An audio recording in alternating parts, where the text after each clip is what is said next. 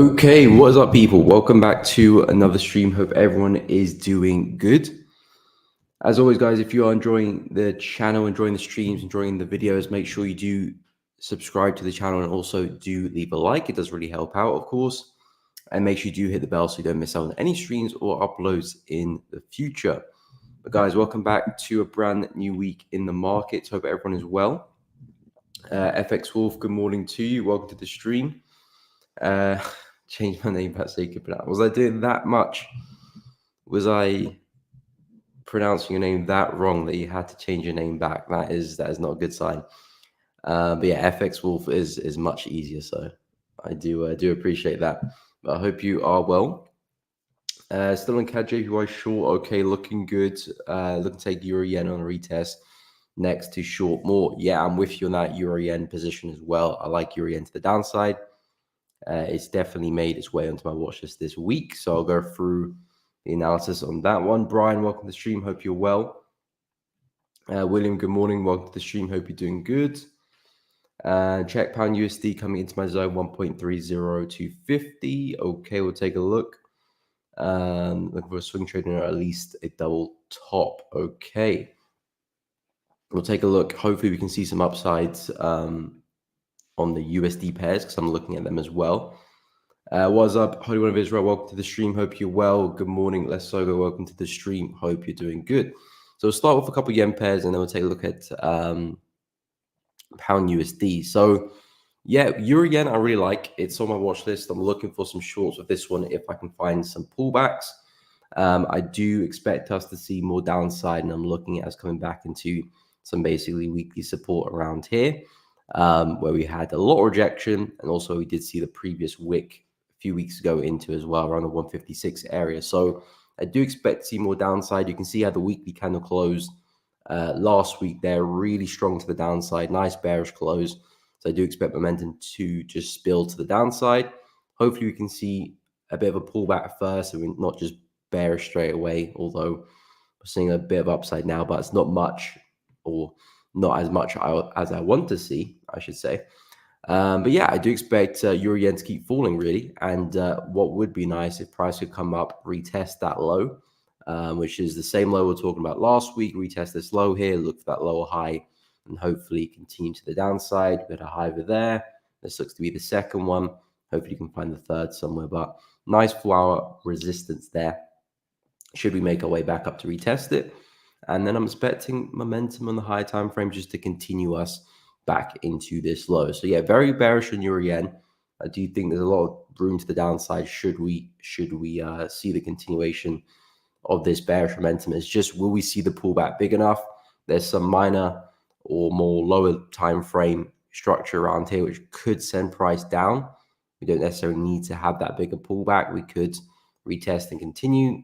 That pullback is a little bit too shallow for my liking, but maybe on the intraday time frame that could be a nice opportunity. But for me, I'll be looking for a bigger pullback. FX Wolf, which area are you looking to catch a retest from? Do you have a certain level in mind? I'm looking around 160.3, 160-ish really for the short. So that's where I will have my eyes on this week for Euro Yen. But then again, we've seen downside across the board for all yen pairs, really. Some maybe a bit more than others. CAD Yen, I like CAD Yen, but it has come back into some big support on the higher time frame. So I'm not really too eager to short into this. As we can see here in the weekly, daily chart, a lot of rejection here around 105. And we did have a nice breakout of this consolidation, but now we're kind of smashing into that support level. So I don't really want to be looking for shorts at the moment as we come from that level of support. I do think we can go further for CAD Yen. I've marked out 101 as another target for us. But with that critical level just below, it makes the risk reward a little bit skewed for me. So CAD Yen, not so interested. But then again, doesn't really matter. Excuse me, it doesn't matter which yen pair you kind of trade. Well, to an extent, all the yen pairs kind of do the same move together. Maybe some will move a little bit better than the others, but if yen is going to be strong, we'll see the yen pairs all take a dive together. So Euro Yen kind of looks the best for me. I like Aussie yen as well. If this was going to pull back, not too sure if it will pull back enough, because I said on Friday, a retest of that low there will be great. Let's make sure we can see that. Retest of that low there will be great, but I'm not too sure if price is going to work its way all the way back up to get that retest and then the sell. But in terms of the bias, in terms of the analysis, Aussie yen for me is a pretty clear move to the downside. We'll go through pound USD next, and we'll go through DXY and look at what USD is doing as well. Newsflash, my name is not William as well. Have I just been saying everyone's name incorrectly? I probably have, to be fair. You guys are just too nice to correct me. I've just been saying everyone's name's wrong, and William's name is not William. Oh yeah, Willem. I just keep thinking it says William. It says Willem, doesn't it? My bad. Yeah, looks like, to be fair, it's just not you two. There's so many people's names I've been saying wrong. So many people's names. Maybe Philip's name's probably not even Philip. Ben's not even Ben. Oh, at least you know I'm referring to you when I say those names. How do you want? Yeah, Aussie did sting me. It was actually going nicely in my favor, but then NFP happened, so it was going in my favor. And then after NFP, it just completely took a big turn and completely reversed on me. I wanted the same buy, but not 50 breaks, so no entry. Okay, the 50 saved you there. So the 50's coming in clutch. How was my weekend? My weekend was pretty good. Yeah, my weekend's pretty good. Relaxed. Was busy on Saturday, but Sunday was a good day. Okay, so areas meet. Nice. Hopefully you can get that pullback at some point this week. I mean, it looks like the yen pairs are seeing a bit of upside across the board. So I've got a feeling we might see some pullbacks. I've got a feeling we could see some retests. Yeah, gives the best structure for the sell. I agree. Euro does give the best structure for the sell. Morning, Ben. Welcome to the stream. How was your weekend, Philip? Forgot to ask. Indices selling off a bit, seeing a bit of relief this morning. Okay. I reduced my stops a little bit on my DAX position. Oh, yeah, you were short on DAX. Didn't that see some downside? I didn't check, but a lot of indices were pretty bearish on Friday, so I assume DAX. Yeah, it came down, but yeah, we are seeing a bit of upside. I think, yeah, last time we spoke was after this candle here. So, yeah, it did push down pretty heavily there. Got taken out to the absolute pit before it melted. Oh, that GJ Short was talking about missed my order by 0.8 pips before melting 450 pips. Damn, unbelievable week. Really, probably the toughest I've had so far in trading. It happens, my man. It happens. Yeah,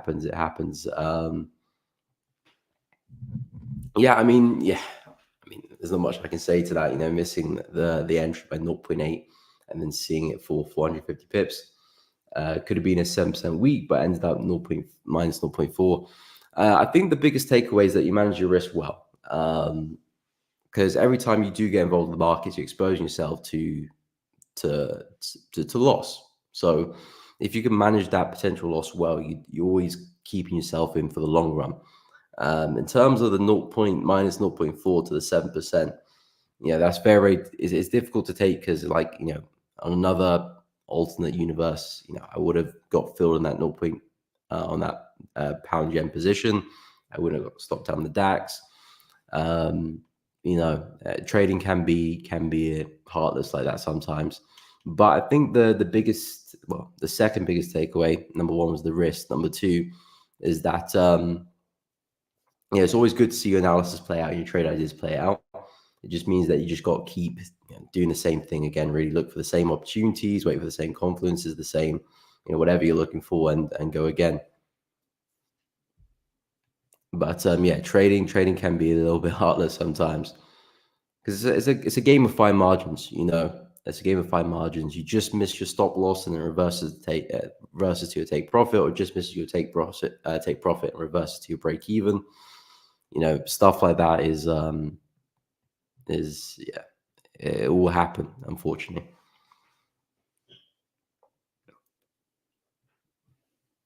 This is funny. Yeah, I pronounce people's names so wrong.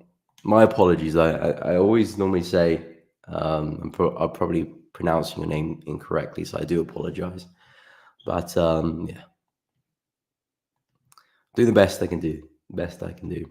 Okay, let's go to pound USD. Willem. Okay, William. Now I feel bad. Okay, we'll say Will. Best of both worlds. Okay, so yeah, pound USD. I'm looking at a long position for this one as well. 1.30421 roughly.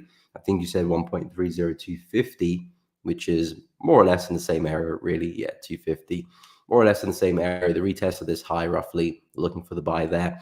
Same here. Same here with pound USD. We had a really strong bearish move off the back of NFP here. Things were looking pretty bullish, and then things took a big dive afterwards. But that doesn't really change anything in terms of what I'm expecting for pound USD, because I'm still looking at this leg here as our big impulse. I'm still looking at this as our retracement.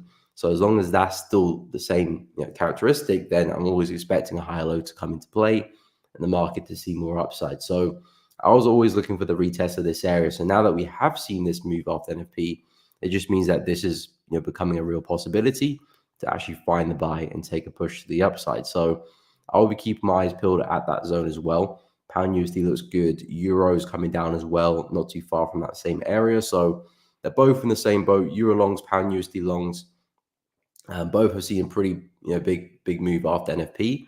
I'll study to see how price forms when we get to these areas, and depending which one looks the best, I will look to take. But yeah, I'm very much still looking at this as a pullback from the market to go higher. Same thing with Euro, still heading lower. Looking to take some buys off those lows there. So we'll see what Euro and pound has in store for us, but I'm looking for a similar opportunity there as well. But as we can see with the DXY, we did see a pretty big reaction there. So I was talking about 102,200 as the area we might see the DXY sell off from. Now, after this reaction there, I do think we can see a push back to that level. So, yeah, the idea is definitely still at large. Just need to see if we can get there and actually give the entry.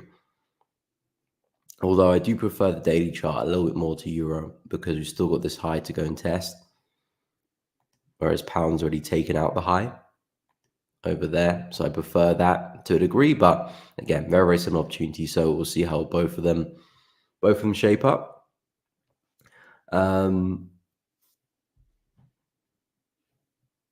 Yeah, I agree, Ben. It's just unlucky. You have to accept it. Yeah, get filled by a pip, it happens, but to have two in a row is tough. Yeah, I agree. Yeah, I mean that's the reality of trading. Like I said, it's a game of fine margins. You might just miss your take profit and price reverses against you. It's obviously not the best feeling to go through because you're floating in profit. You're about to see a hit take profit, and then you kind of thinking about banking that profit into your account balance, and then you check your MT4, whatever platform you're trading on, and you see your price is reversed, and now you've got half the floating profit, and you're thinking, do I close this, or do I just hold back to my take profit? And then you come back in the next 2 hours, and you see price taking out break even. All of that is it can definitely mess with some people's emotions, which is why keeping a cool head, keeping a cool head is so important in trading, because something like that could definitely tilt someone and cause some silly mistakes in the next upcoming trade. So shaking it off and just going again is very, very important, and keeping a cool head is very important. But yeah, it's just unlucky, really. It's just unlucky. Good morning, Karis. Welcome to the stream. Hope you're well. Welcome, welcome, welcome. Hope you're doing good.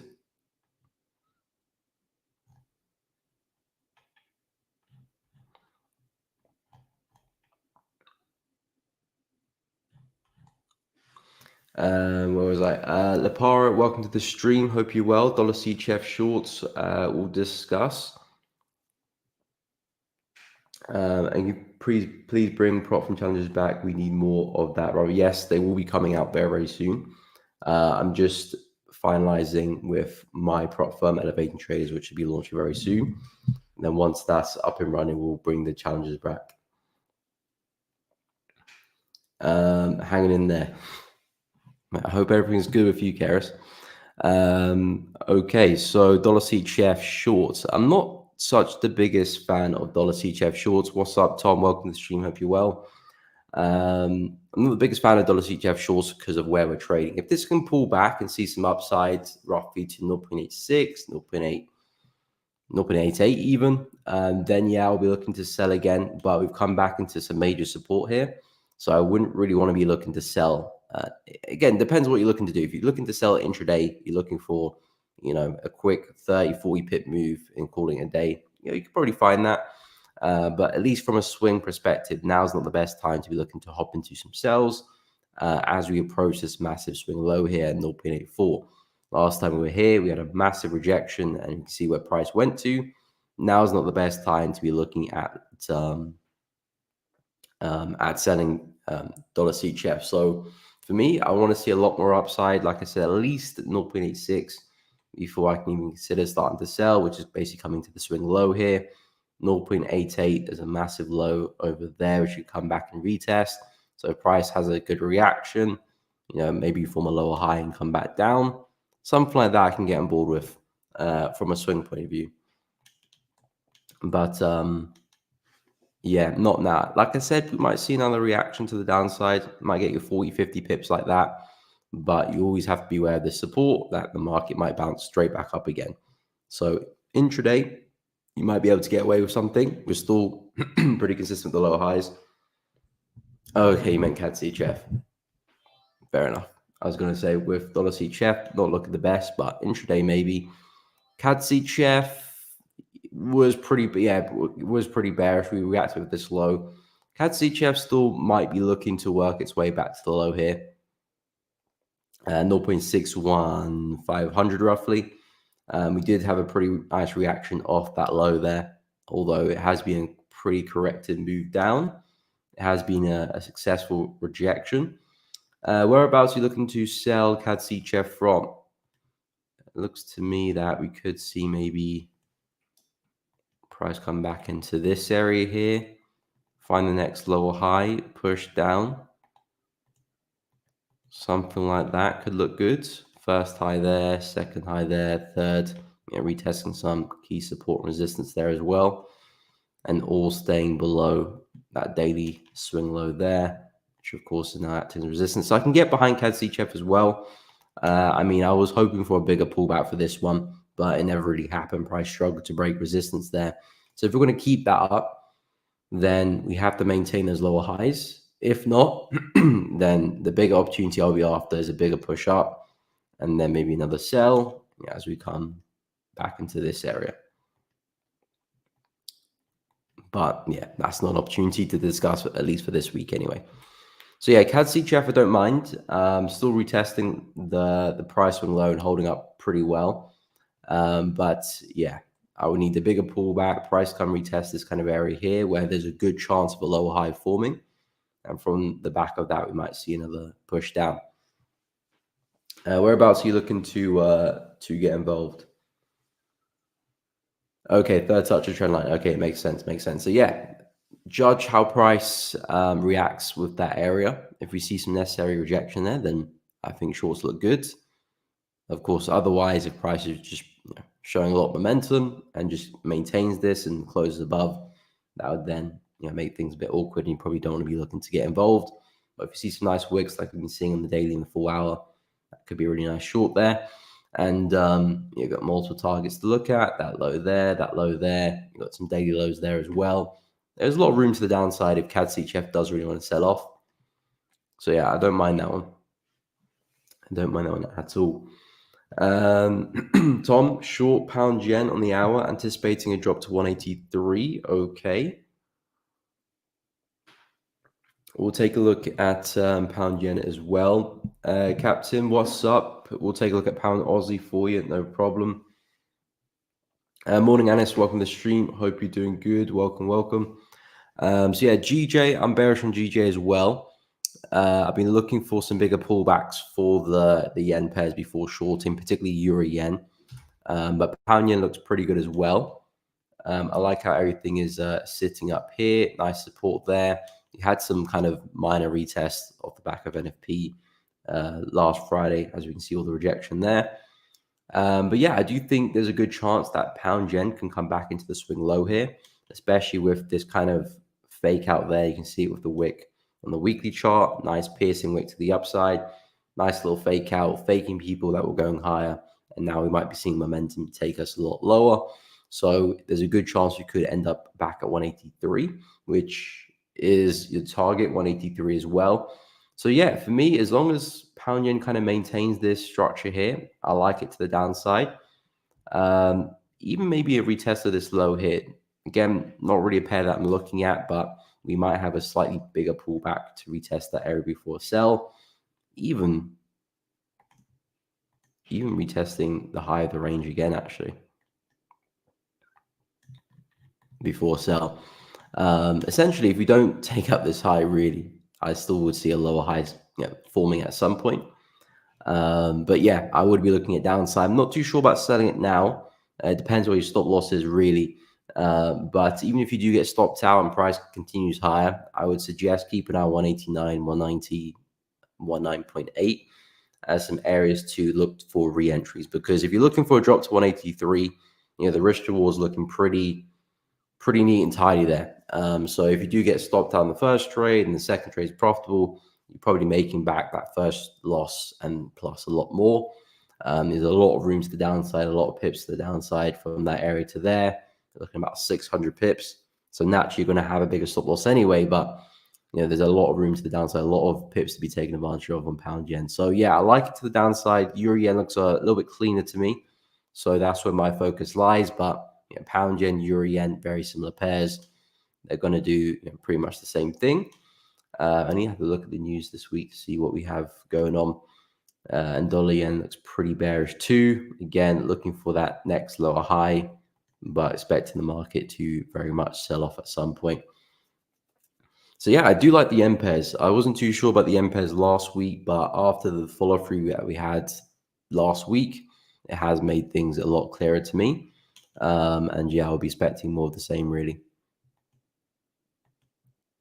I like the fake outs we had in some of them as well, GJ especially. Euro yen, a little bit as we came into the high there. Dollar yen, kind of faking out the channel. Aussie yen, really nice fake out there as well. So yeah, pullbacks look good. Pound Aussie, I will take a look at next. Antonio, good afternoon. Hope you are well. So yeah, pound Aussie has been looking pretty bullish. I was looking for this one to break to the downside, but it actually broke to the upside. So I'm not so interested in the pair because the plan was to look for some sells on the retest of this low and see if I can get it back into the low here. That never happened. We just respected that level pretty well, and now we're breaking to the upside. There's a good chance we could come back to the high.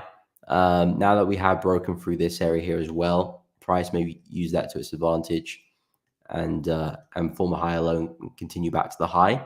So my long-term bearish bias is still at play as long as we don't break through the high there. But it may mean that we do push up to the upside before that happens, before the bigger sell I'm looking for. So whilst that is happening, there could be some nice long to take advantage of and ride that back to 1.99. Yeah, a lot of pips to the upside as well. So should you get a nice entry around there, you're looking at pretty nice trade. And depending on your entry, pretty big risk reward as well. So yeah, I would be looking at more upside for pound Aussie. If you're looking to sell, then you naturally want it to come a lot higher first, back into the high here, and then we can discuss some shorts again. But at the moment, price is still respecting these lows, and now it's broken through some major resistance there. I do think pound Aussie can keep pushing higher, but first, a pullback would be nice down the 4-hour, hourly, find some entries to take it higher, and probably push back to 1.99. So yeah, that's kind of what I'd be after for pound Aussie. Some retests of the low, and then see if we can take that back to 1.99 and possibly some sales afterwards.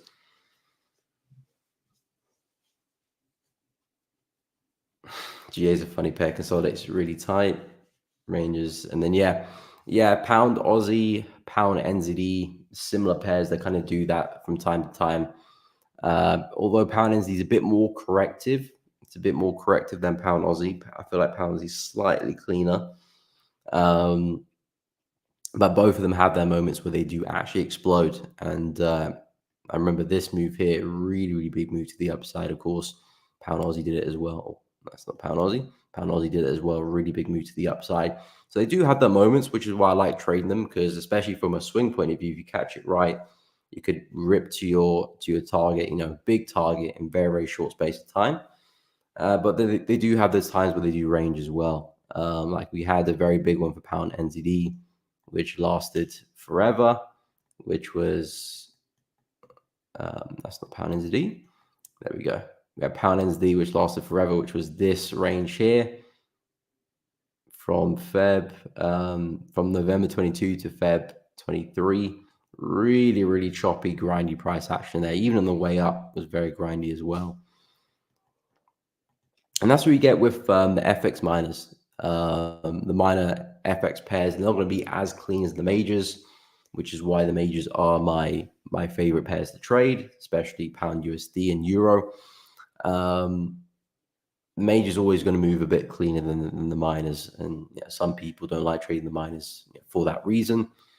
Again, for me, I don't mind if there's a good setup on pound NZD. I always take the trade or whatever minor pair. But if there was a good trade on Euro USD and a good trade on pound NZD or pound Aussie, probably will take Euro instead. Yeah, 100%. I remember I actually took a couple of positions there, and it will both break even. Because yeah, price goes in your direction, snaps back against you.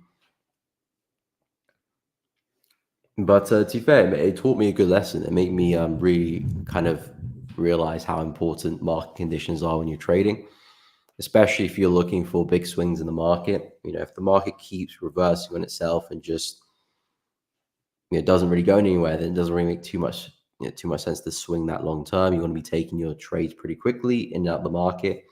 And then when the market conditions are free flowing and you're seeing really nice moves like what the yen pairs are doing, then you can afford to have big targets and bigger risk rewards because it makes sense to do it. You don't want to be trading the yen pair like you would do on a very choppy pair.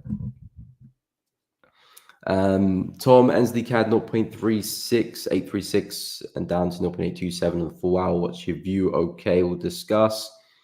What's up, Darkashon? Welcome to the stream. How are things? Things are good on my end. Hope you are well too. I was half right on Aussie dollar. Half right on Aussie dollar.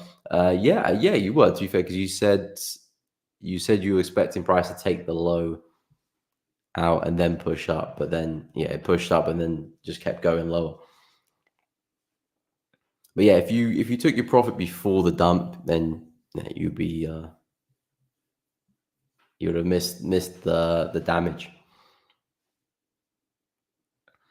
Ben, Euro is the cleanest pair in my experience. Yeah, I would agree. I mean, yeah, Euro USD is the most traded, so by default it should be, because that's where the most money is flowing. So it should be the cleanest in terms of price action. Of course, Euro USD has its time where it does consolidate as well and becomes very choppy. But I feel like even the consolidation is neat and tidy with Euro. All you have to do is go back into prior price action. Even the consolidation there, very, very textbook. You got the highs there pretty clean, the lows there pretty clean.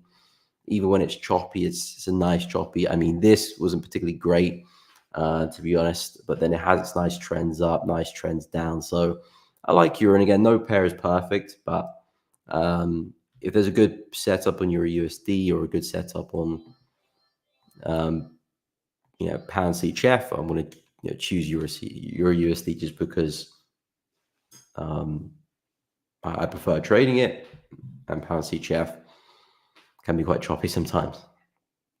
It took liquidity from the top and then reverse. Yeah, did the opposite, but still used NFP to kind of fake people out. Okay, let me go through NZD CAD before I forget. Where is NZD CAD? There you are. So you're looking for a push from 0.836 to 0.824. Wow, NZD CAD is really bearish right now. Is this NZD weakness or is CAD pretty strong? Pound CAD push down, not as strong though. Aussie CAD push down, Euro CAD push down. Maybe it's a bit of NZD here. What's NZD USD doing? That was pretty bearish. NZD CHF. Don't know. Looks like it's weakness from NZD, but a bit of strength from CAD as well. Anyway, looking very, very bearish, breaking the low. So yeah, on my weekly analysis, I was mentioning this low here as a very important low.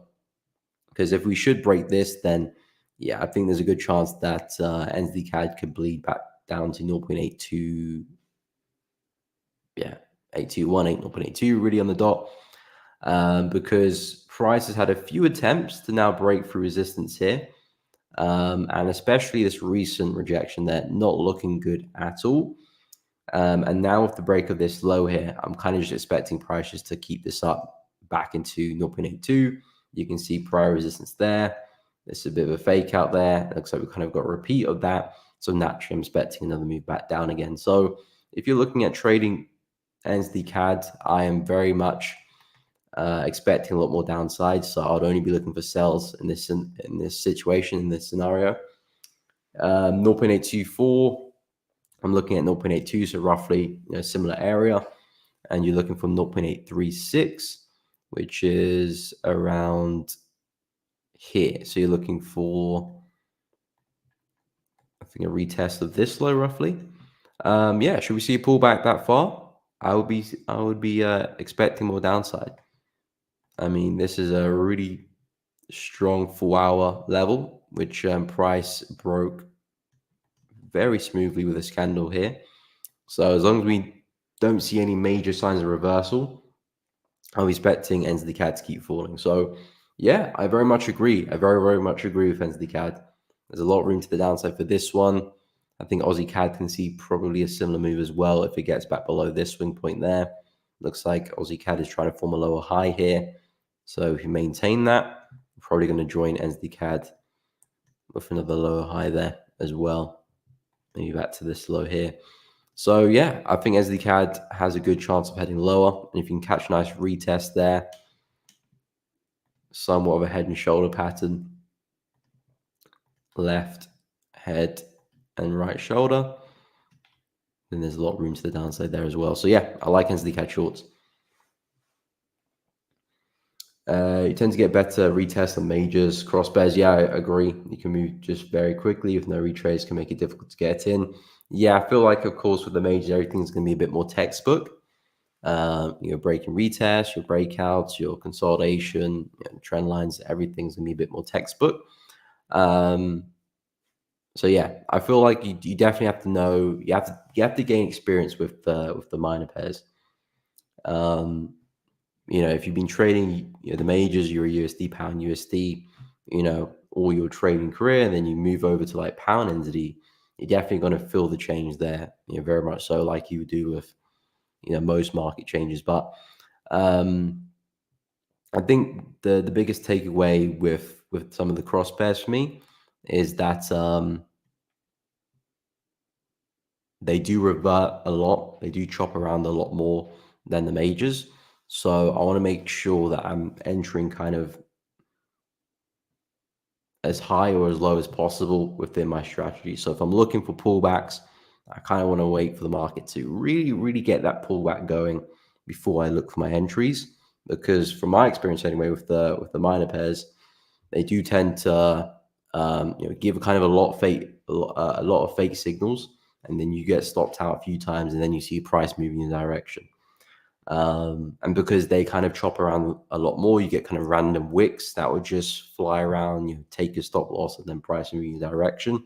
That happens a lot more for me anyway with the miners than I would do when I'm trading euro or pound.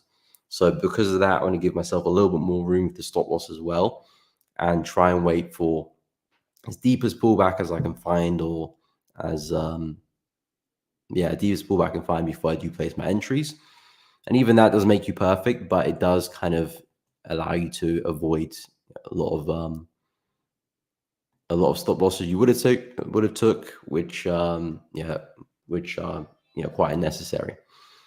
But each pair will have its own tendencies. Like gold will have its tendencies over euro and vice versa, and crypto as well. And you just pick that up from trading it often. Like for me, I don't trade crypto, so I would not just jump into crypto straight away and start trading it. I would want to spend some time getting used to it, just like I'm doing with US30, even though I've been analyzing it for about 2 years, probably even more than that actually. But it takes some time to get used to it. Crosses sometimes can be hectic, yeah. Choose 2 to 3 because sometimes some of them, that's a big point as well with the crosses. A lot of them do correlate. Pound NZD, Euro NZD, Euro Aussie, Euro NZD, all of those pairs correlate. They all kind of move the same way. If you look at the major price action on them on like the daily, weekly, monthly, they're roughly the same, just variations of each other really. So if you're buying Euro Aussie, you don't really need to be buying Pound Aussie or Euro NZD or even Euro Aussie as well. You basically taking advantage of the same trade. Same with like Aussie CAD and NZD CAD. If you sell one, you're selling them both, and to an extent, you're sort of selling Euro CAD and Pound CAD too. They don't correlate as much, but Euro CAD and Pound CADs are correlated very well, just like Euro USD and Pound USD. So correlation is a big thing, 100%, especially with the cross pairs. And which is where quality over quantity comes in. You got to pick the better trade, one that fits the technicals the best. Risk to reward looks good, and you pick that one. One may pick US30 over other indices. Not a lot of reasons, to be fair. I just thought, from my experience anyway, from analyzing US30 and S&P, I just feel like US30's got quite a lot of big moves and they happen pretty quickly. And in terms of risk to reward, it could be I could take advantage of that very well if I do catch the trade right.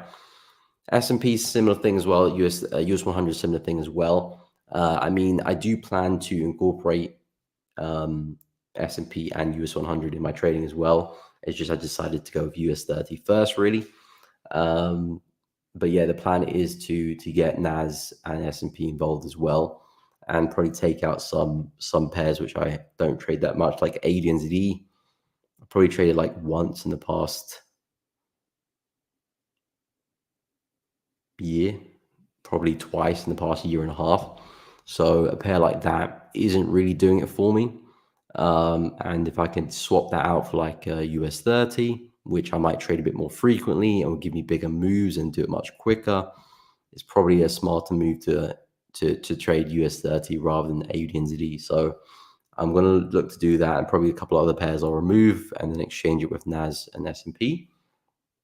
But yeah, US30 is the one I decided to test out first. Have I ever traded DXY? No, I've never traded DXY. I always use the DXY for confluences and analysis, but I never trade it or look to trade it because I'd rather be looking to trade Euro, Pound USD. These are markets where a lot of money is going through. So I wouldn't want to be trading the dollar basket. This is where you want to put your entries and everything's a bit more sensible. Because if you're trading Euro USD, you're trading the DXY really. So you might as well just trade Euro than trade the dollar.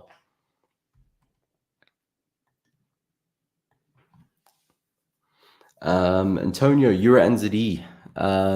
So yeah, Euro NZD, I'm actually keeping a close eye on because it's coming back into my level, which I never expected price to do, to be honest.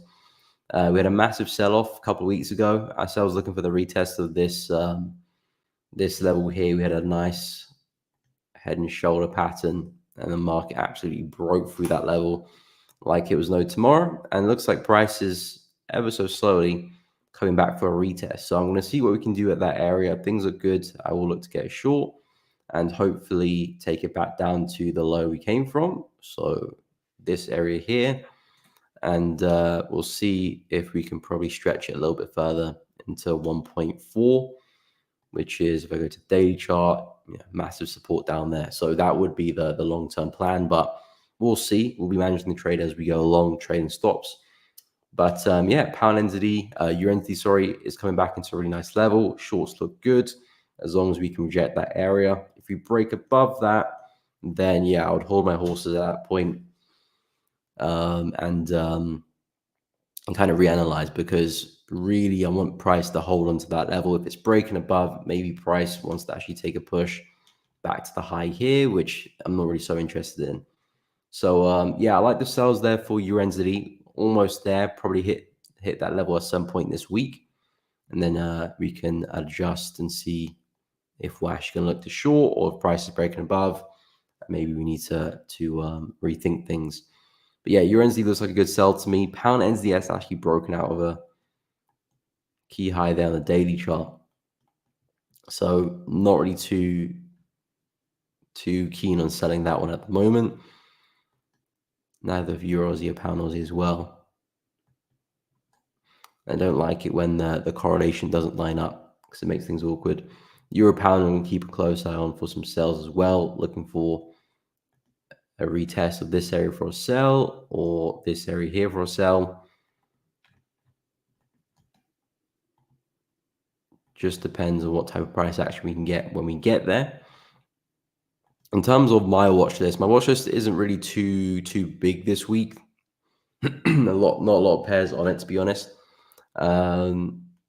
Okay, I'll go take a look at gold whilst I'm here quickly, and I'll go for my watch list. So yeah, gold was a bit awkward on Friday. Of course, we saw gold push pretty strong to the upside, at least for a short while, when NFP first came out, and USD was pretty weak, and we saw gold push to the upside. We came back at resistance, and I said, as long as price is below this, I don't want to get too excited about gold, because at the time it was pushing pretty strong. But I said, until we get a candle closure above that, I can't really be looking at this as a potential breakout. And of course, when things flipped, gold flipped as well, and gold had a really big moves to the downside. So yeah, I'm still bullish with gold. Nothing's changed, but the opportunity I'm after is still very much the retest of the high and some buys above that. I've been looking at the retest here, but I'm not keen to get involved in the third time, because my thought process is, if we haven't already pulled away from this level and continued bullish by the second time, the third time, that level is kind of losing its significance. And if this level was going to push price to the upside and continue the trend, it should have done it by now. It could still happen. Of course, it's all a game of probabilities. Price would come, retest it, and push up, but I'm not interested in buying that level anymore. This is now the only opportunity I'm really interested in. Actually, a retest of 24.45 I actually like as well, this area with the trendline confluence. So if you do come a little bit deeper, I'll see what we can do at this area as well, but I'm not keen at this level anymore, because if we were going to hold this and continue to the upside, we should have done it by now. The fact that we're still coming back down to that level means that it's losing its significance. But if we can get a break of 25.30, great. I feel like if we get a break of 25.30, that's a big sign from gold, because this level has held price so well. So if we're to break above that, that's a really big sign that says, okay, the buyers are back in control again, and the sky's the limit, literally, because there's no level above us.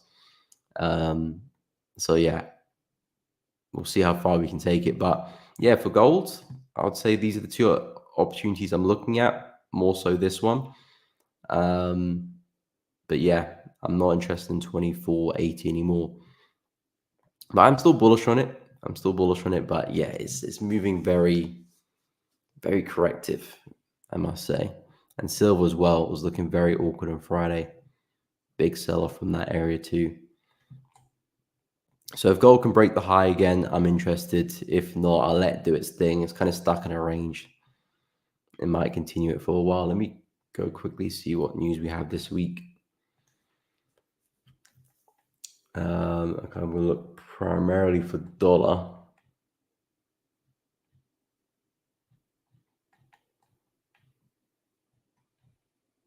Okay, we've got CPI on Wednesday, USD. That should be interesting. Thursday, not much. PPI, jobless claims. Yeah, not much news this week, to be honest.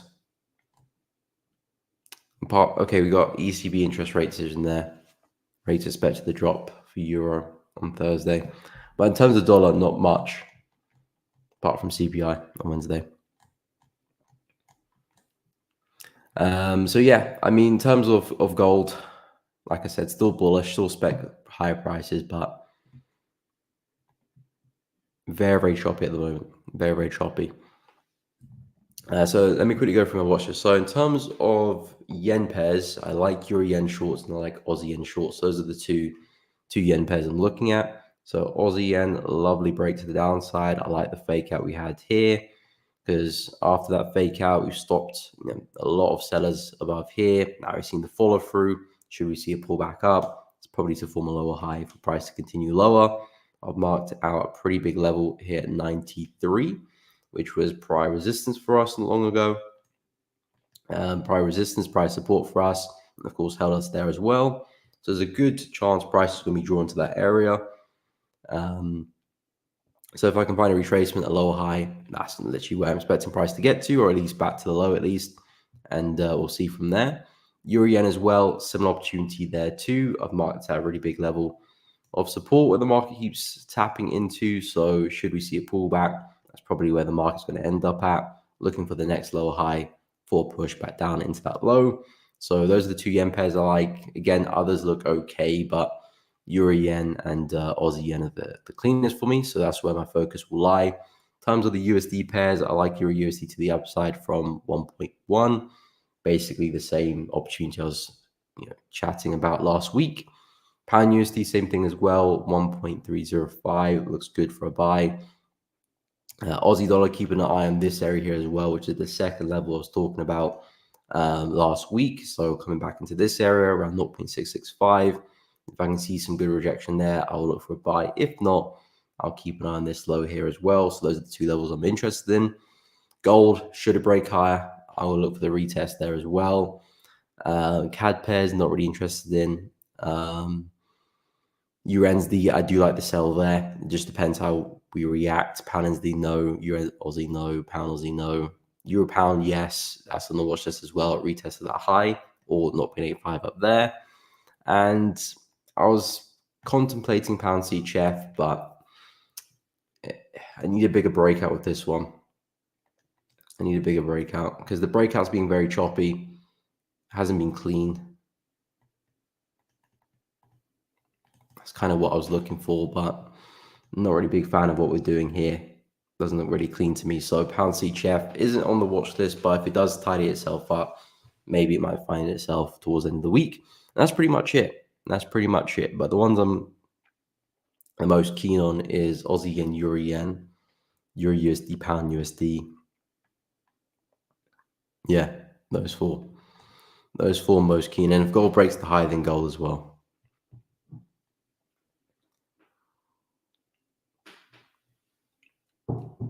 So yeah, that's kind of where I'm at.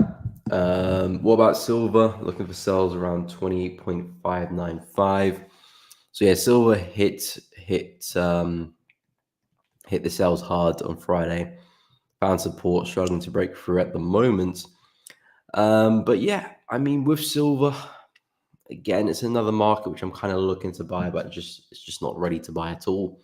So I'm very much on the fences. I'm not really looking to sell it. Same with gold. Not really looking to do any type of sells until something changes drastically.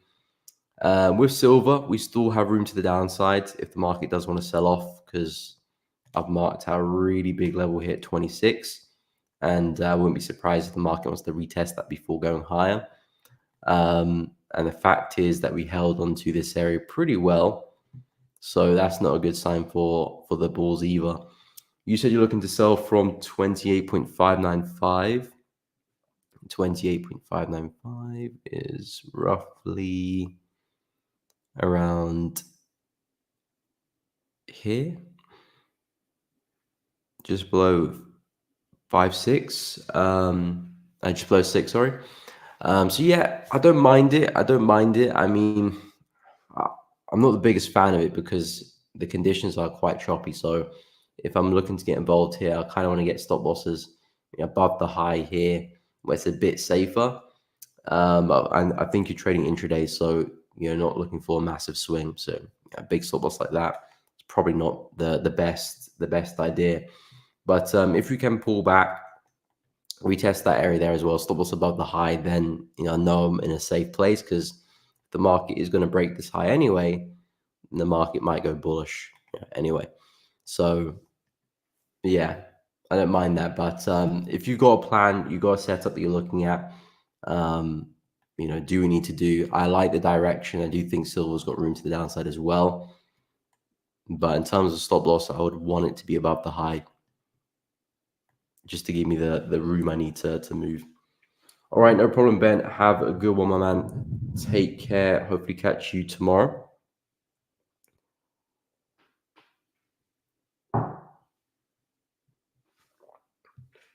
If you guys have enjoyed this stream so far, please be sure to drop a like and subscribe to the YouTube channel as well if you haven't done so already. And make sure you do go and hit the bell as well so you don't miss out on any streams or uploads in the future. I appreciate everyone who has liked and subscribed to the channel so far. It does really help out. And of course, make sure you do check out the link to the Elevating Traders Discord channel, completely free to join, and discount opportunities will be available there as well. So make sure you do check it out, which is linked at the top. You cannot miss it. You cannot miss it at all. So yeah, with gold and silver, it's tricky. It's tricky. I'm just going to keep a tab on both of them. I'm not really interested in silver, really. I'll be keeping a tab on silver in terms of just analysis. In terms of trading opportunities, I'm just looking to see if gold can break to the upside, and if it does, fantastic. I'll be looking for some opportunities on the retest of that.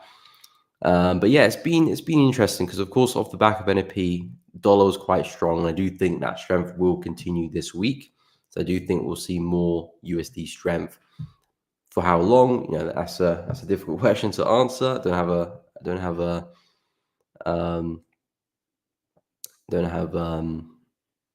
what's that? I forget the name of it. I can't see into the future, basically, but I do expect the USD to keep that strength up, at least back to 102.200 this week. So intraday, you could be looking at some opportunities favoring Euro USD shorts, pound USD shorts. I do think there's room to the downside for them, room to the upside for USD, room to the downside for Euro, room to the downside for pound. I feel like if you are intraday on these pairs, I like Euro because we haven't got to this low yet. Something like this intraday for Euro to me looks good, like that. Pound, like I said, I prefer Euro because pound's already at this low here. But again, for pound, I do think we'll break through it and continue lower. So I think if you're seeing some intraday opportunities, shorts on Euro, shorts on pound look really good. As I do expect to see USD maintain that strength. Of course, long term, I do think that USD is going to reverse. But if you're taking advantage of some intraday setups, you're not looking to hold it forever. And even if you are, you can always try to stop loss and see how far you can take it. Because I could be wrong. Maybe your USD and pound USD is going to completely reverse. And if you've got a trail stop loss, you're leaving yourself the opportunity to take advantage of that. But then again, it's completely up to you how you want to manage trades. Some people ask me, should you use trail stop losses? Some people ask me, should you use finite take profits? And the answer is both are correct to use. Both have their strengths, both have their weaknesses. It just depends what type of style you're trading and what pairs you're looking at and what moves you can take advantage of. Are you trading ranges, or are you trading breakouts, or are you trading pullbacks, or are you trading mean reversion? all those styles will have different characteristics, meaning that a take profit might work better or a trail stop loss might work better. So it really depends on yourself as a trader. But what I would say is that if you're looking to take advantage of a trend and you're looking to get into trends not early but towards the beginning, then trail stop losses make a lot of sense. Because if you're going to catch a trend very nicely, you're looking for pullbacks. That trend could rip in your favor. It could last a few days. It could last a few weeks. Sometimes you can catch really big ones. But if you're looking for kind of like mean reversion, or you're looking to trade ranges, then I would say take profits make the most sense, because you're looking for reactions in the market rather than big swings. And a reaction is a reaction. You're not expecting it to continue. Sometimes it could do, of course, but you're just looking for a reaction. Therefore, take profit makes the most sense. And you can base that on risk reward. You can base that on market structure. It's up to you. In the beginning, for me, I used risk reward, and that helped me a lot because it just made everything systematic. So I knew exactly where my take profit was, exactly where my my partial area was when I went to break even. All of that just made it systematic. It wasn't the most profitable thing in terms of I could have maximized the potential of my trades a lot more, but it made me consistent. Which, if you're not consistent, yeah, that's the most important thing. And then you can look to maximize and refine and review, later on. But wow, NZD/USD is really melting there. I think NZD is very weak. Is anyone trading any NZD pairs? Because NZD is very weak right now. NZD/USD pushing down. We just saw NZD CAD looking pretty bearish there too. I think NZC Chef was looking. Actually, no, not NZC Chef. NZJPY, how we doing? That's actually pushing up. Looks like yen is a bit weak. But yeah, NZUSD and NZD CAD are pushing down pretty hard right now.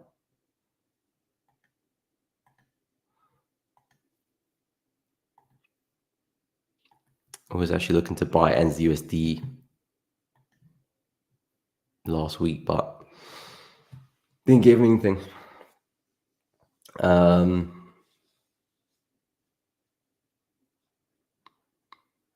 Left my lecture so fast to at least find it halfway. Wow.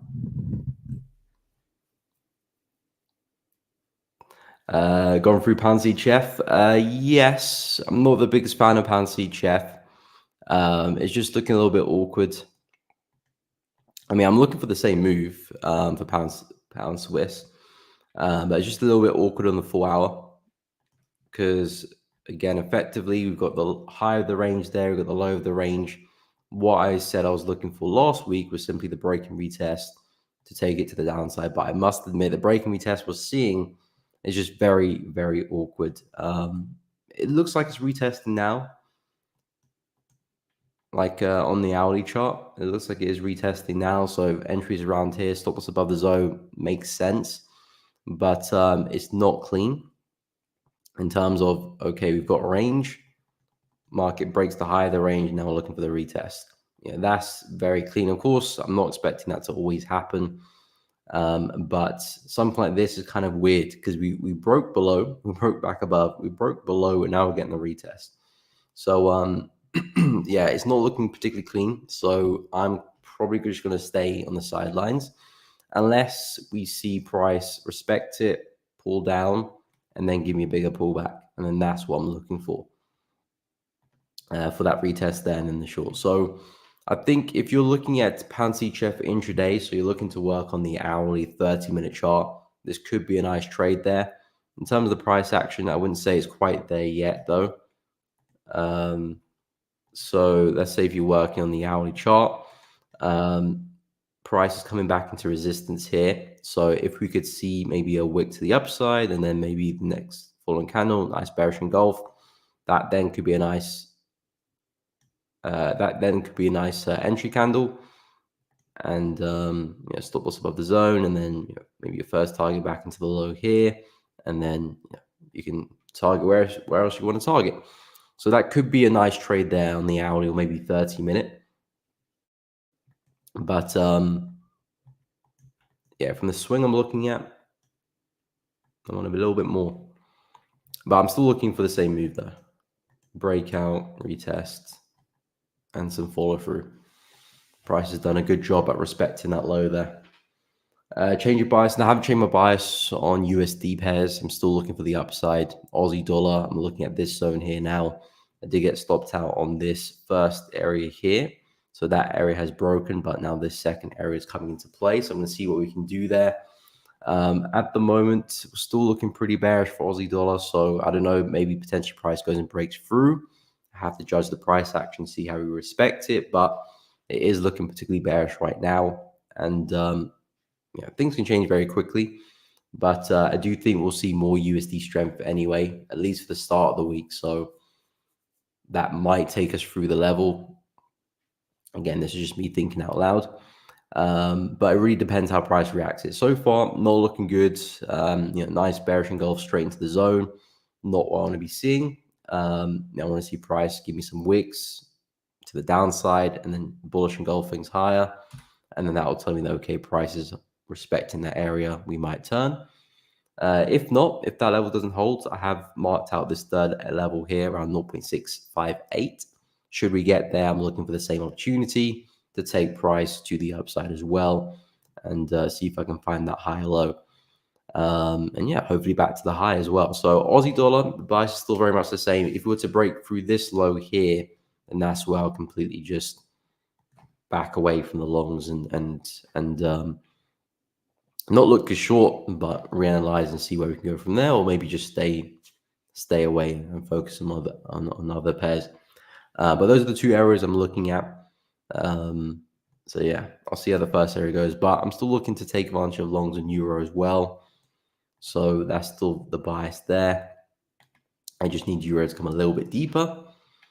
I think intraday some shorts look good. Something like that does look good to me.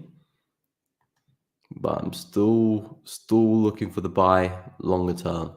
Still very much looking for the buy longer term. Just need to wait for that move to happen. Same with pound as well. Same with USD CAD too. USD CAD in the higher time frames, massive level of resistance here, turn support. Simply looking for the retest of that for some downside.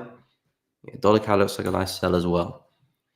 But in the meantime, I do think we can probably see a bit more upside, hence why I'm expecting to see that USD strength maintained. So if anyone's intraday, I would be looking at taking advantage of USD strength or just seeing how I could take advantage of USD strength. If I was looking intraday, I would probably just focus on euro. If we were to see a pullback, that looks like the cleanest setup to me. Push back to this area and then the move down, pound USD. Like I said, it's coming back into the low there, so it's a little bit awkward, but similar thing. And the USD not bad, but this one's already had a pretty big move down, so that's why I like euro and pound. Hasn't moved so far yet. Dollar CHF don't like. Aussie dollar's coming into major support, and then I wouldn't look for gold and silver at all. So yeah, I would say euro USD shorts look good intraday. If we do see that USD strength come in, I just had a look at the news. There's nothing today really for USD, I don't think. Let me double check. Yeah, nothing major anyway for USD. So no need to worry about news. But we do have CPI on Wednesday. Yeah. CPI for USD on Wednesday. That's definitely something to keep a close eye on. But other than that, there's not really a lot happening this week. I mean, euro interest rate, yeah, that'll be big. Apart from that, pound unemployment rate. I think we got PPI for USD as well, which isn't as big of a deal as CPI. Some Aussie news here and there, but no big ones, of course, like NFP. I think we've got a while before we get the interest rates for USD again.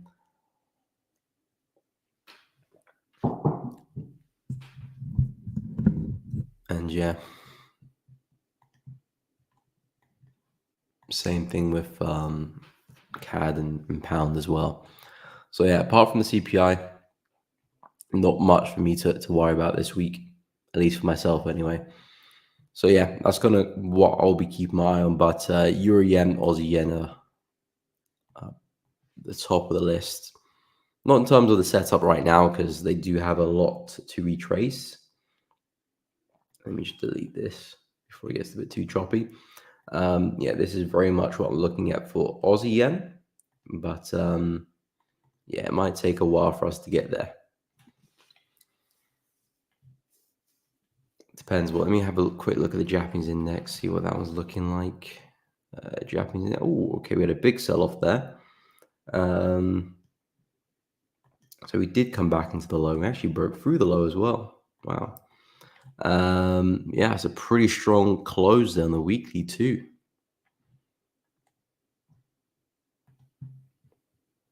That is interesting. So yeah, I do expect to see a lower high form, which should help out the yen pairs as well. Is anyone else looking at trading any of the yen pairs this week? I know because a lot of the momentum last week, they would have spiked some interest. Definitely mine. Particularly Aussie and Euro. Dollar I like as well, but and yeah, as I've been saying throughout the stream, you know, with the correlation as well, you know, these yen pairs are very, very correlated, so I don't want to spread myself too thin and be looking at USD yen and pound yen as well, New Zealand yen, which look good in their own right, but I just think Euro yen's a bit cleaner. I think Aussie yen's a bit cleaner based on my analysis and based on how everything's looking.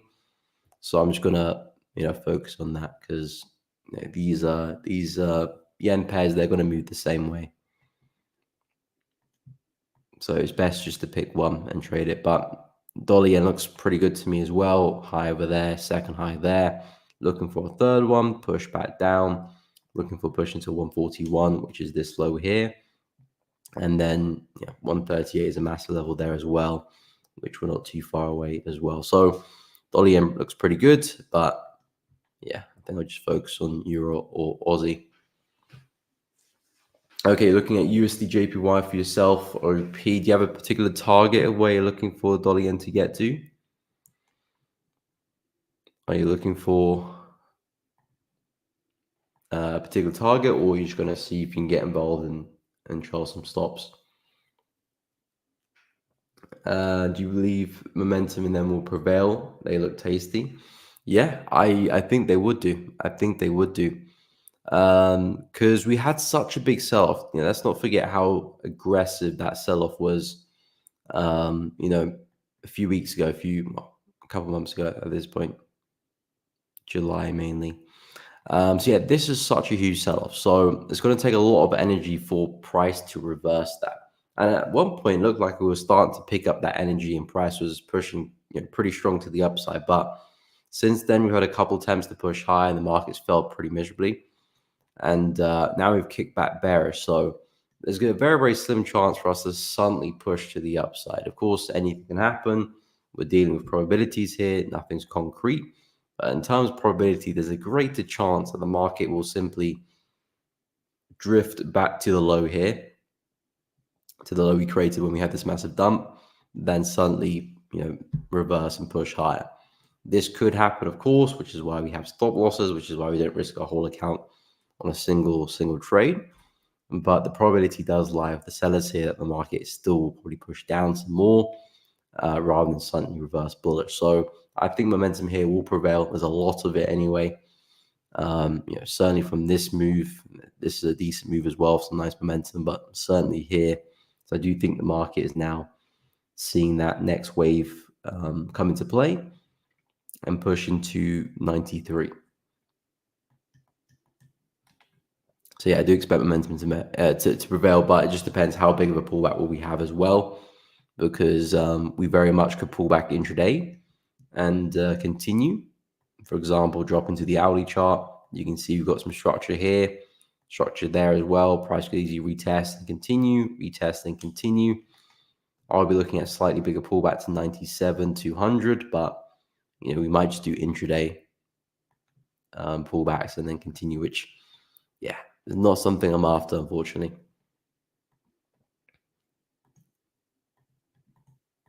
So I hope momentum doesn't prevail too much because it won't give me a trade. OP looking for a small sell at 143, hopefully. Okay, we'll look at 143. That's for dollar yen. 143, 143. Okay, we're kind of trading at 143 right now. Yeah, we're trading at 143.6. Okay, looking at 143.7. Okay, so that's just above us. The price is trading. So you're looking for a small sell. Okay. Yeah,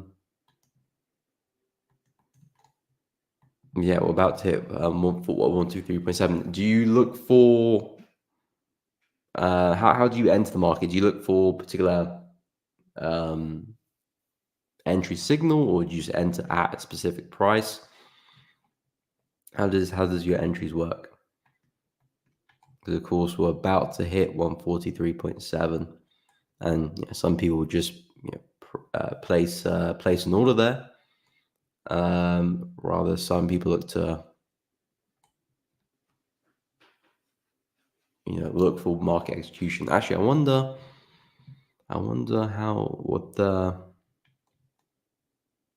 what the contrast is between that on people on the stream. How many people set orders versus how many people use market execution?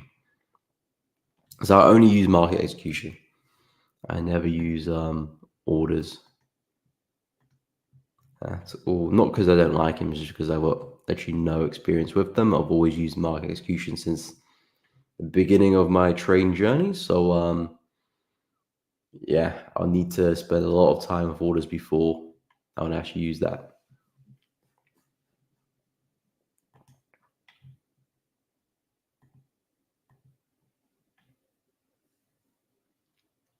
Okay, looking for a valid rejection from that area. Okay, similar to me. I'll be looking at price rejecting first before I'd enter. And again, rejection isn't the holy grail either, but it just gives me a little bit more confidence that, okay, that area I'm looking at, price is gonna at least respect it for a short while. It might break it through eventually, but at least I've got a sign there. But then, of course, you might risk. I don't think risk is the right word. You might then not have the best risk rewards because you're waiting for the entry signal, and it might mean that the price has already gone in your favor a little bit. So the risk reward might not be great.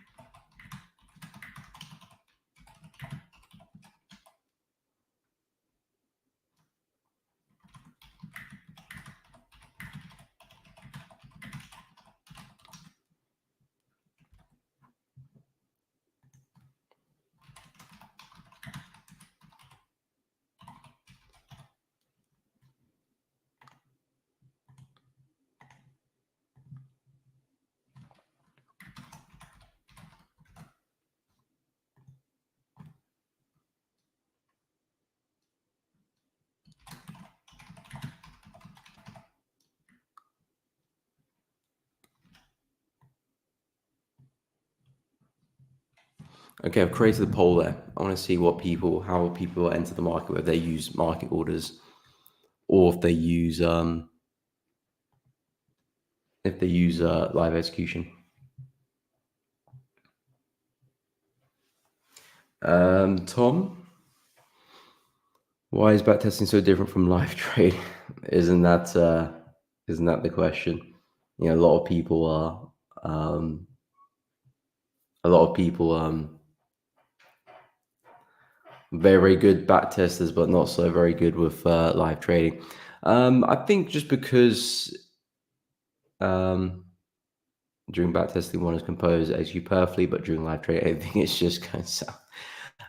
Yeah, I think it's purely to do with the mind. A little bit with how you backtest as well, because if you think about backtesting, there's also the speed element of it as well, which I think plays a big role. Because when you backtest, especially on TradingView or whatever platform you're using, you can always click the play button and it will speed up price very, very quickly. I feel like that plays a big role because you take a trade, it might lose, you press play, you got another trade going right away.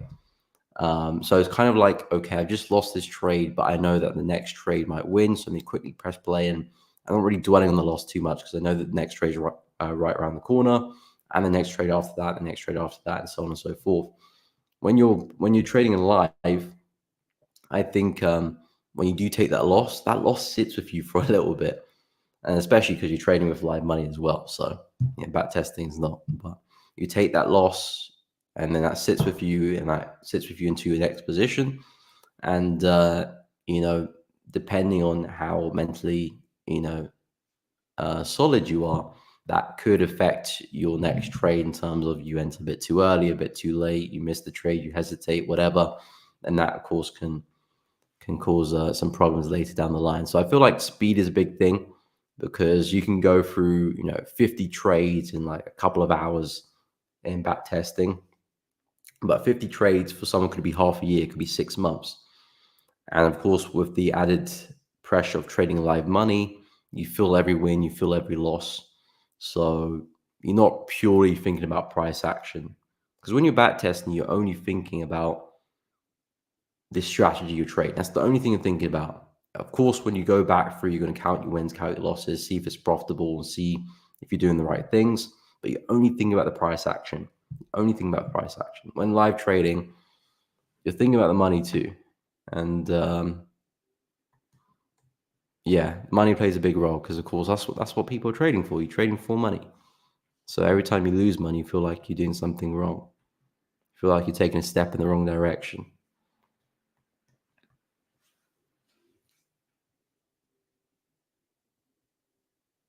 So yeah, I feel like the fact that there's money involved, I feel that's a big thing. I feel like time's a big thing as well. Um, yeah, it's an interesting thing, but you got to treat back testing for what it is. It's practice. It's practice. If you look at professional athletes, they practice, they practice, they practice, and then some of them they crumble when it's time to actually perform during the actual game day or whatever they're trading for. And that's in theory the same with us traders as well. We will practice a lot, trade great trades in back testing and look really, really good. And when it's game day, you crumble. And some of that could be due to just a lack of experience as well. You gain experience trading live, putting money on, taking losses, taking wins, managing trades. You gain experience, you become more comfortable with it as well. So that's a big thing too. But there's so many different reasons why someone might struggle with live trading and do well with back testing. So many reasons.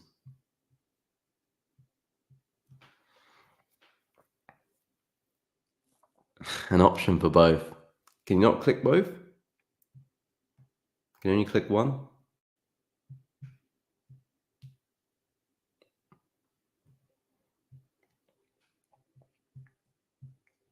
What's up, Lauder? I hope you're doing well. Do you layer trades? No. Um, by layering, do you mean like take a position, like you take a sell and then you take another sell as price comes up higher? Or do you mean like as price goes in your favor, you add positions as price goes in your favor? If you're talking about either one, I don't do this one. This one, I would stop out the trade and look for another entry. So I don't do that. But if I do get opportunity to add to a trade, then I would do that. So yeah, scaling in, I would do, but in terms of having an entry and then entering more as price goes against me. No, I wouldn't do that. I would stop out the first trade and then look for a re-entry.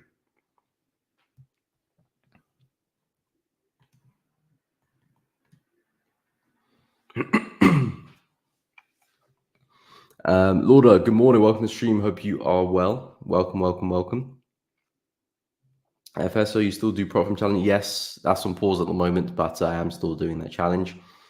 Yeah, once I finish with my own prop firm and that's fully launched, hopefully I'll have some more time on my hands and then I can start trading again. But it's difficult, especially with funding pits, because when I do pass, I'm pretty sure there's a clause in the contract which means I can't actually trade the funded account. Any research into that? But because I'm affiliated with another firm, my own firm, I feel like I think I'm not allowed to trade. So I need to check that.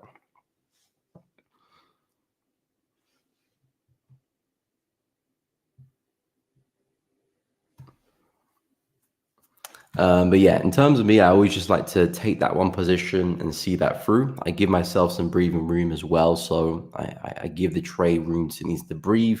So I don't really need to be adding more positions. Because the way I think about it, I take the trade, I have a set amount of risk I want to risk for the trade. I risk that, if I do get stopped out and that goes, then I look for the next idea or the next valid opportunity. Because effectively, if you're going to do layers to your trades, you're adding more risk on. I mean, you could of course reduce the risk of your first trade, but then let's say that first trade you put on it actually does play out, then you've got a nice winning trade, but it's the reward is less because you put less size on. And of course, there's pros and cons for everything you do, layering, not layering.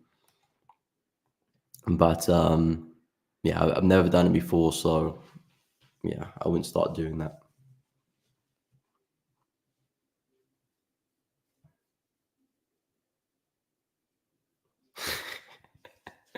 Well, I let the accounts that I had to bring on here, bro. I'm gonna send it to Utah. I'm pretty sure that's against the rules, mate. Pretty sure that's against the rules.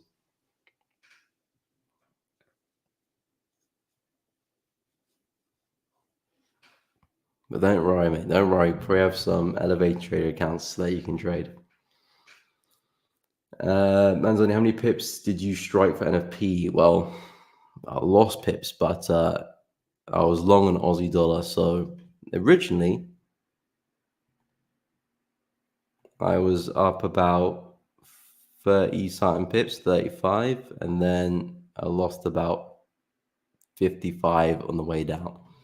So price went in my direction instantly, and then Aussie took a dive because USD became very strong and stopped me out of position. What's up, Pavinator? Welcome to the stream. Hope you are well. Welcome, welcome, welcome. Aussie dollar for me not going well.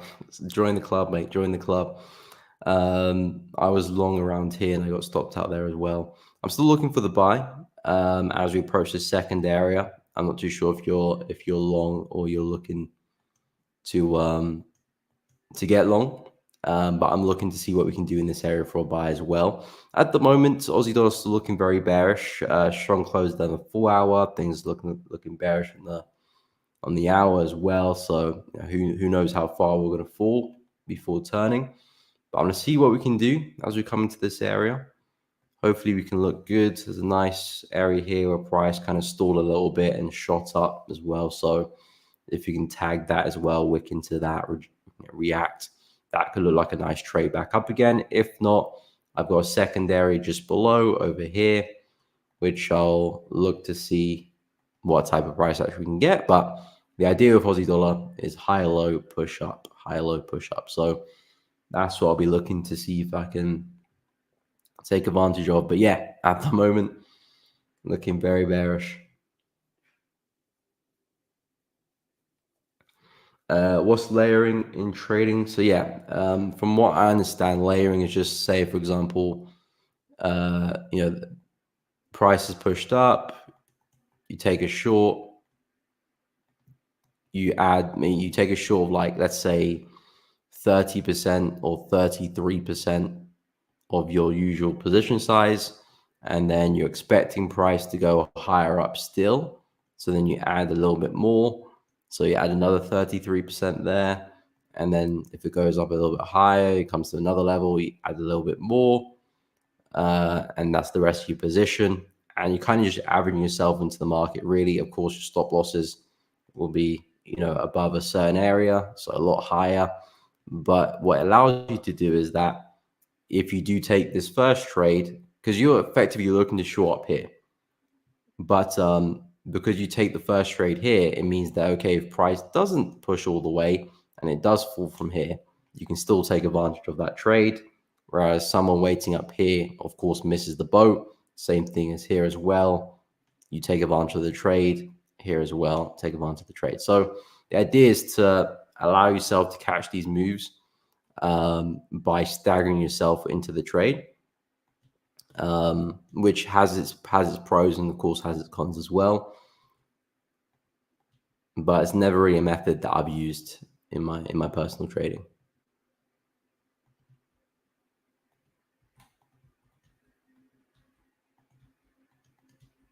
And you have to be on top of your risk management as well, because if you're just going in heavy and you're being silly with it, it's a fast way to blow accounts. Pound USD is closing in. Is it? Yeah. Oh, okay. Yeah, it's speeding up a little bit. So yeah, it is closing in. Pound USD is closing in. 1.304 is roughly kind of where I'm looking at. So yeah, we probably could hit that maybe even today, really. I'm not sure if I'll get the entry today, but we could probably hit that today. Maybe an entry tomorrow morning during early hours of London. So that could be what we're looking at in terms of entries, but depends what we do. I mean, if you keep up that momentum into the New York session, because we're kind of just closing out for London and New York's about to open soon. So I don't know, things can change around, but yeah, we could probably hit that area today and maybe tomorrow look at some entries. But yeah, pound USD is closing. How's Euro doing? Euro's picking up some speed as well. Again, Euro could hit that later today, maybe entries tomorrow morning as well. So yeah, definitely need to keep an eye on both of these boys. Aussie dollar, that's looking pretty bearish too. And again, they're similar trades as well. So I'll see which one's the best, and then hopefully we'll go for that one.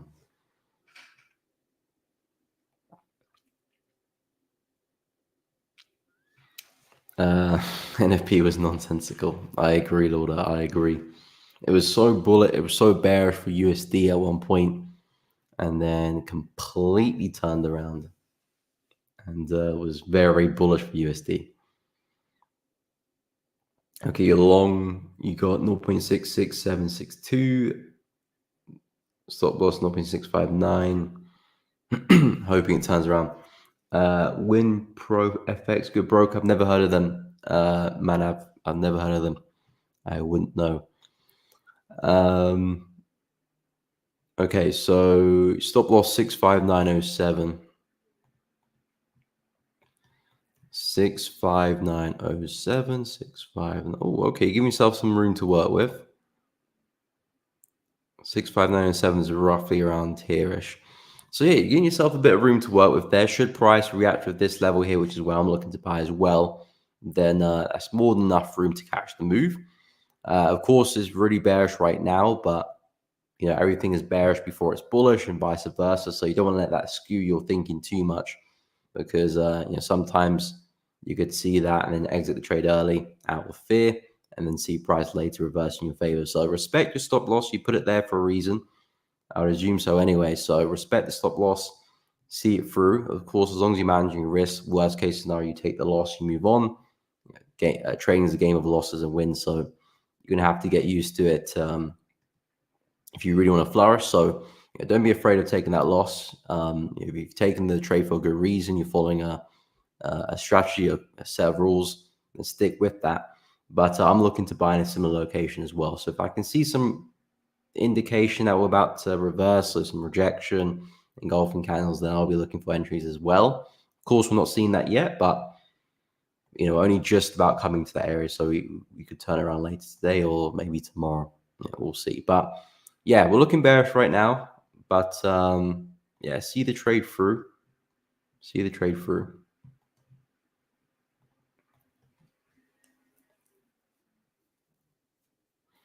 NFP changed everything around. Yes, it did, Tony God. NFP can do that. And yeah, and that's the thing with news. That's the thing with news. It can be the catalyst to change trends and change the direction of the market. So yeah, as a technical trader, you're not really looking at the news for your buyers per se, or what to do next. You're just trying to stay away of it, not away of it, stay aware of it in terms of managing your risk, because yeah, it changed everything. But as a technical trader, you can change with it. If it means now a trend is going to change from bearish to bullish or bullish to bearish, you change your bias as well if the technicals line up too. And you can follow it in the opposite direction. But in terms of managing your risk, if you're in a trade and there's a big news event, you need to make sure that that risk is protected. And if there is, you're all good to go. If it isn't, then you've got some things to sort out.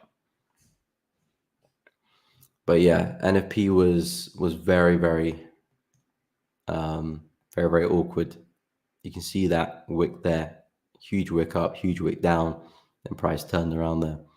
And I do think that that USD strength from the NFP is probably going to continue into this week. I feel like we're probably going to push to 102.200, at least back to the high here on the left. So I do think more USD strength is to come.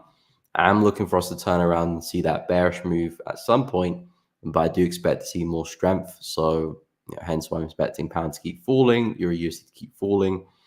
Why I'm expecting USD CAD to keep pushing up, even maybe dollar CHF as well. Gold, I'm not too sure of this one. Maybe we push deeper down, but essentially that's the opportunity I'm looking at, really. How the indices looking. US 30, bit bullish today. US 100 is reacting with that area. S&P pretty bearish there as well. Interesting. Is anyone trading any USD pairs at the moment? Apart from Pavinator, of course. Yeah, we've got a massive window for stop loss. Yeah, I like that. Giving the stop loss room to breathe. Of course, it makes you sleep easier at night as well. That your stop loss is not too tight, that you just get wicked out of the position. But yeah, your stop loss just depends on the move you're looking to catch. If you're looking to catch a big swing, you can afford a bigger stop loss. If you're looking to catch 50 pips, then you can't have a 100 pip stop loss if you're looking for a 50 pip target, because it doesn't really make much sense. So yeah, it depends on the move you're looking for. But in my view, I like having if I can give myself a bit more room in the stop loss, I will, just to give myself a bit more breathing room and sacrifice that extra risk to reward, because it will help with the win rate. It will help with the win rate. If you have a really tight stop loss, your win rate will suffer, which again isn't the worst thing in the world, because it might make you more profitable for it if your risk to reward is good enough. But you always have to take into account the drawdowns you'll go through, the mental stress you'll go through as well with having a lower win rate, because 30% win rate looks good if you have a 1 to 5 risk to rewards. The math lines up very, very well. But at 30% win rate, what's your biggest losing streak? In fact, we can probably take a look at that quickly. You might want to turn your brightness down if you guys can, because we're about to go to a website that is has a pretty light background.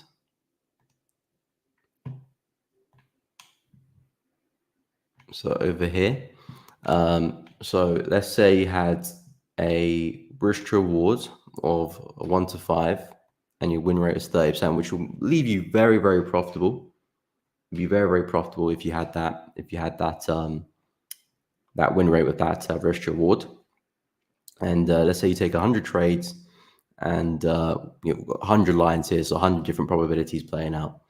So if you crunch the numbers, it leaves you pretty profitable. After 100 trades, your return would be 141%. This is compounded, so exponential. So it will leave you 141%. Of course, it's not taking into account commissions and spread and swaps as well. But if you just ignore all that, 141%, very, very profitable stuff. But at the same time as well, you have to look at your max consecutive losers, 25. So of course, this is the max, but you potentially could encounter 25 losing trades in a row.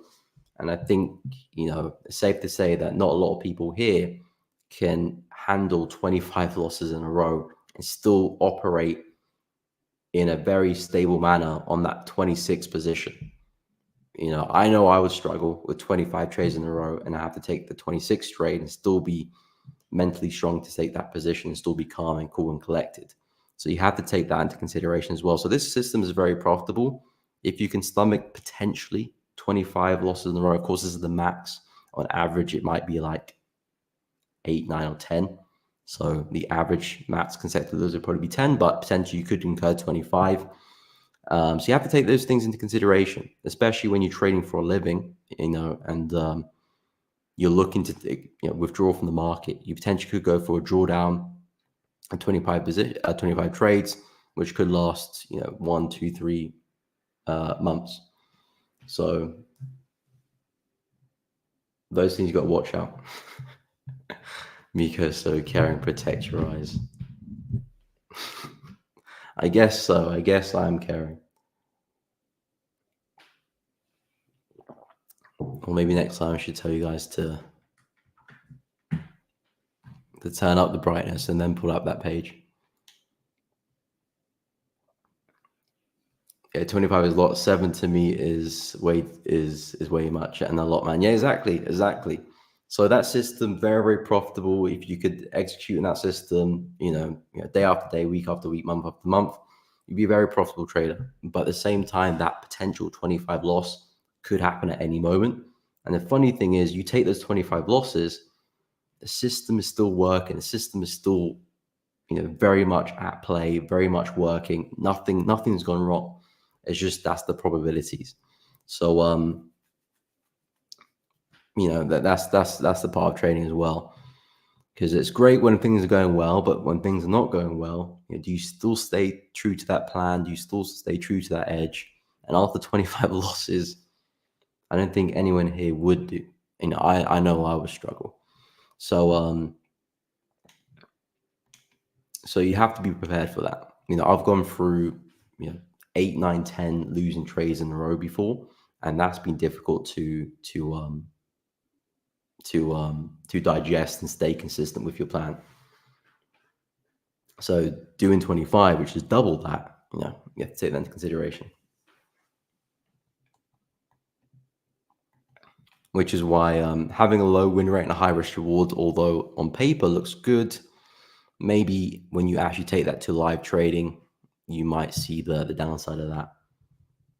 So that's kind of why you see a lot of day traders will have a slightly higher win rate and a low risk reward, because mentally it's a lot easier to manage.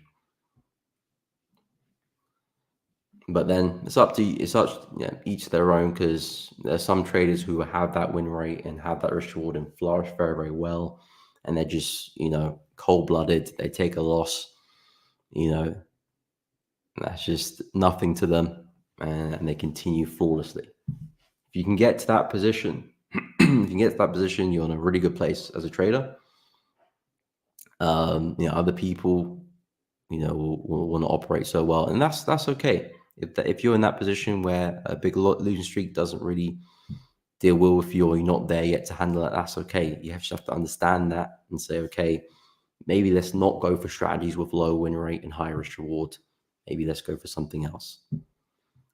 So you need to put yourself in a position where you're playing to your strengths and staying away from the weaknesses. I've got months of losing streak. Yeah, you would do. I've done that as well. I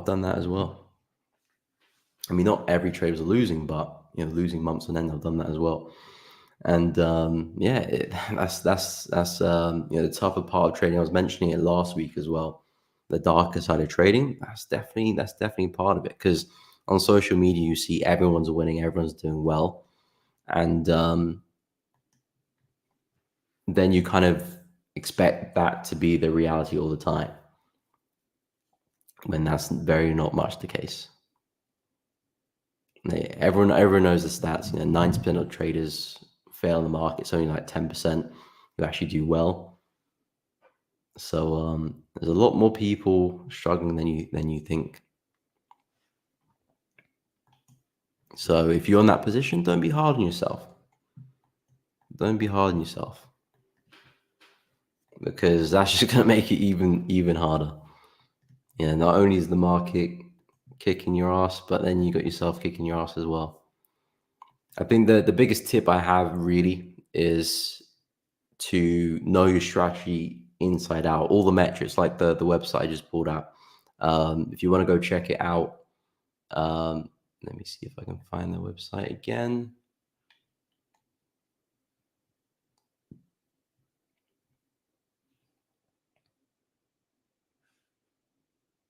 If you type equity curve simulator into Google, it's probably the first one that comes up.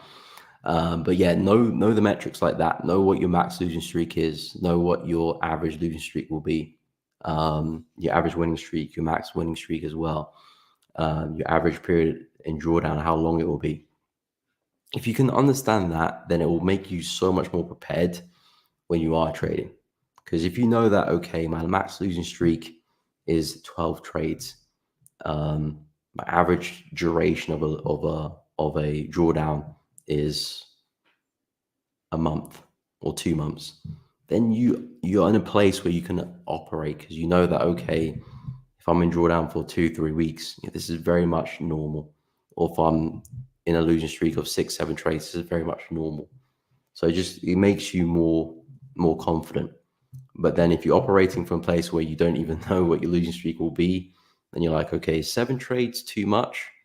Has my strategy failed? Is it not working anymore? You don't know the answer to that. Maybe it has, maybe it hasn't. So the more you know about your strategy, the better trader you will be.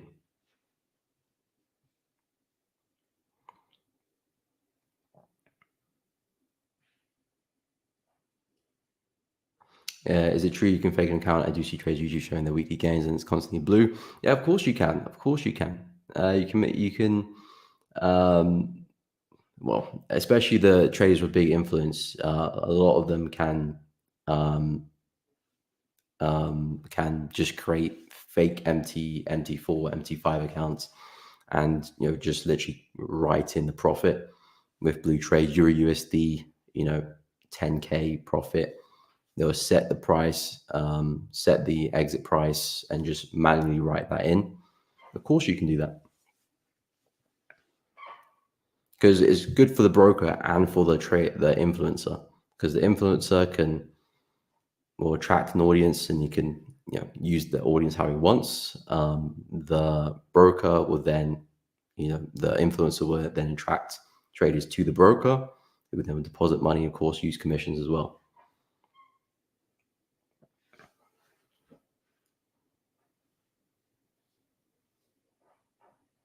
Yeah, that's very, very true. Social is definitely the worst comparison to do yourself. I think that's in all areas of life, really, to be fair, especially with social media, because it's everyone's highlight reel, isn't it? So every time you compare yourself to someone on social media, you're always comparing yourself to their best, which is very cliche and very much we all know this, but then you still kind of do it anyway. So yeah, it's a bad cycle.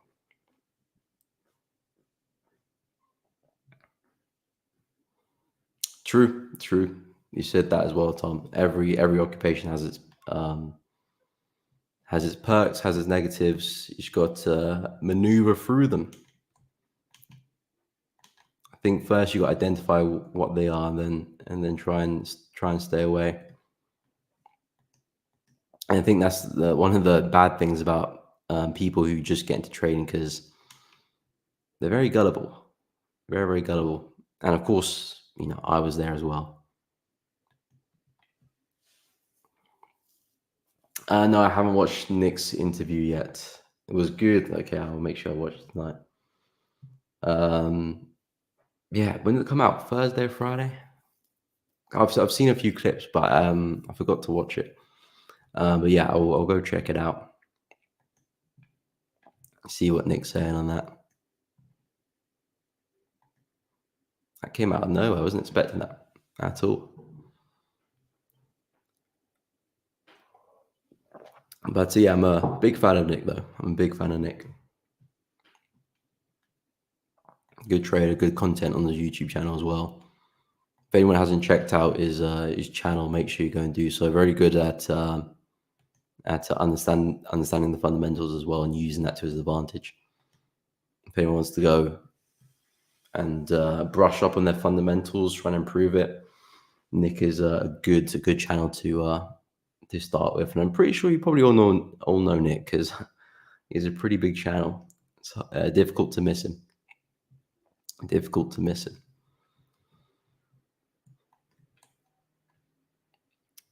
But yeah, these yen pairs got to get their skates on. I need to see a bit more upside than that. Aussie yen, Euro yen in particular. I think Euro USD and Pound USD are gonna test those levels pretty soon. So I'm not too worried about them. Just the yen pairs. Need to see if they can push up a little bit higher. Gold. Yeah, I'm not gonna get my hopes high. Yeah, I'm not gonna get my hopes high with gold. Just gonna let gold do its thing. If it breaks out, it breaks out. And then I'll keep an eye on pound Swiss, but still very awkward as well.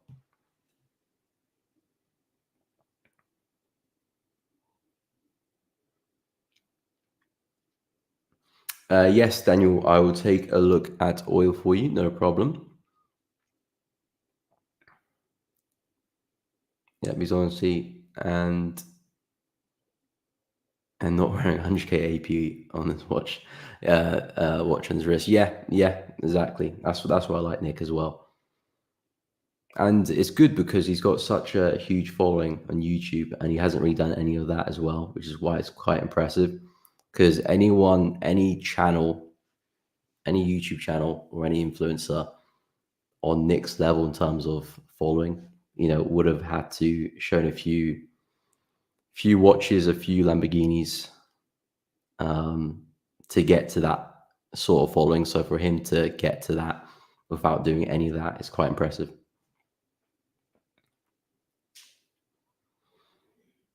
I could really interview traders and elevating traders problems that my English is pure. Your English is pretty good. I mean, of course, I haven't heard you speak, but from typing, your English is seems fluent to me.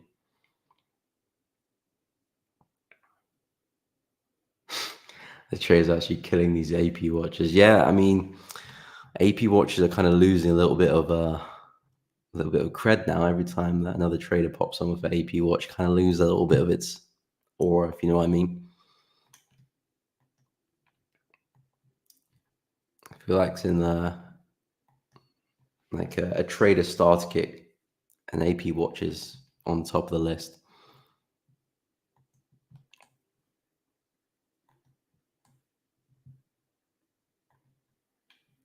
Okay, so pounds. Yeah, so with me, apart from Aussie dollar, there's probably no trade that I'll probably take today because Aussie dollar is in my area, so of course anything can happen there. But euro and pound, like I said, probably hit it today, but I won't get any interest till tomorrow. So I'm not going to worry about them. Euro yen, Aussie yen, that's still a while to go before it gets to that level. Euro NZD might hit it today as well. Maybe might give me entry. Of course, I'll keep an eye on it. I think I'll just put an alert up there, to be honest, and wait for that alert to be triggered because there's nothing really for me to do before that. Yeah, gold waiting for the breakouts. And that's about it for me. And then pound CHF as well. Keep tabs on this one, but yeah, I won't take any entries on this one today. So it's really only Aussie dollar I need to keep an eye out for. Yeah, I'll see what that can do. But I do think USD will keep pushing up higher though. So I need to see some really sturdy reactions there for Aussie to get me to the trade. If not, kind of want to see USD keep pushing up higher and then turn around. So maybe euro and pound might line up nicely. But as I always say, we shall see. Appreciate it. Will, thank you for coming on the stream. Appreciate my man. Have a good one. We'll catch you tomorrow. Trust me, it is a part of the starter kit.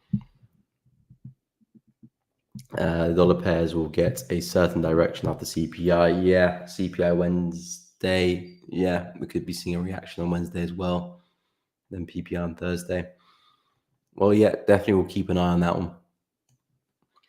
But anyway, guys, we have come to the end of the stream. If you have found it useful, informative, enjoyed it, educational, any of that, please be sure to drop a like. It does really help out the channel. And of course, make sure you do hit the bell as well so you don't miss out on any streams uploads in the future. Make sure you do subscribe to the channel as well. It does help out the channel. So I do appreciate everyone who subscribed so far. It does really help out. And make sure you do check out the Elevated Traders Discord channel. Completely free to join. Link to the top of the chat. Discount opportunities will be available there closer to launch as well. But guys, thank you so much for coming on. Thank you to everyone for joining, chatting with me. Appreciate it. I will be live again tomorrow at same time as always, 10 a.m. to 12 p.m. UK time. So if you're free, I'll see you there. But appreciate it, guys. Have a good day, and I'll catch you all in the next one.